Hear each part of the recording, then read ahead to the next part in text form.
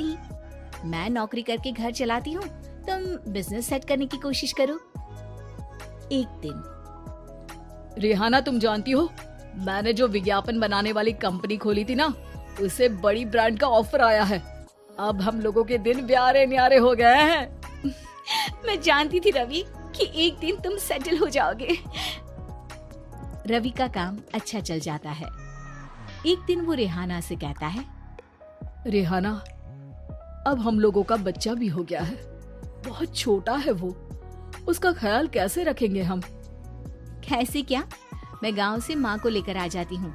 नौकरी से half day ले लिया करूंगी। अभी तो वो छोटा है, स्कूल जाने तक मैं मैनेज कर लूंगी। देखो रेहाना, मैं अब अच्छा कमा रहा हूँ, तुमको नौकरी करके परेशान होने की कोई जरूरत नहीं है। अरे कैसी बात कर रहे हैं, मैं अपनी लगी लगाई नौकरी कैसे छोड़ दूं? और मैंने तो सुना है हम लोगों को कुछ ही महीनों में सरकारी नौकरी मिल जाएगी। सरकारी नौकरी में कितना कमा लोगी? उतने में तो मैं ड्राइवर रख लूंगा। रेहाना को रवि की बात का थोड़ा बुरा तो लगता है। कम से कम मेरी नौकरी की इतनी बेइज्जती मत करो। भूल गए, इसी नौकरी के बदौलत तुमने अपना बिजनेस खड़ा किया है। अरे वो तो मैं किसी के भरोसे भी कर लेता। देखो, अपने बच्चे को संभालो, घर का काम करो। अब बाहर जाती तुम अच्छी नहीं लगती हो। रेहाना रवि के कहने पर नौकरी तो छोड़ देती है, लेकिन अब बड़े से घर में उसकी कीमत किसी नौकर से कम नहीं होती। एक दिन रवि का दोस्त आता है।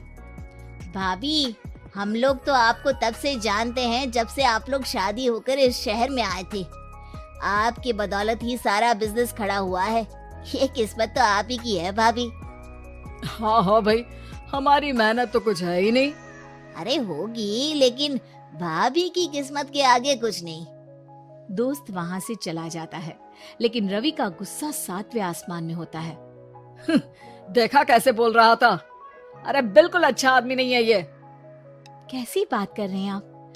प्रशांत भैया तो बहुत अच्छे इंसान है रवि। कैसे उन्होंने हमारे मुश्किल वक्त में हमारा साथ दिया था। अरे था पैसा तो साथ दिया, नहीं तो कौन पूछता है? रवि का व्यवहार पैसा आते ही अलग हो गया। वो बंदे को बंदा नहीं समझता। घमंड से घिरे रवि ने तो एक दिन हद ही कर दी। रेहाना, मैं अब तुम्हारे साथ नहीं रह सकता हूँ। क्या क्या बकवास कर रहे हो रवि? क्या कहना चाहते हो? और क्यों नहीं रह सकते तुम मेरे साथ? देखो, मुझे कोई और पसंद है और उसने साथ रहने पर बस यही शर्त रखी है कि मुझे तुम्हें तलाक देना होगा।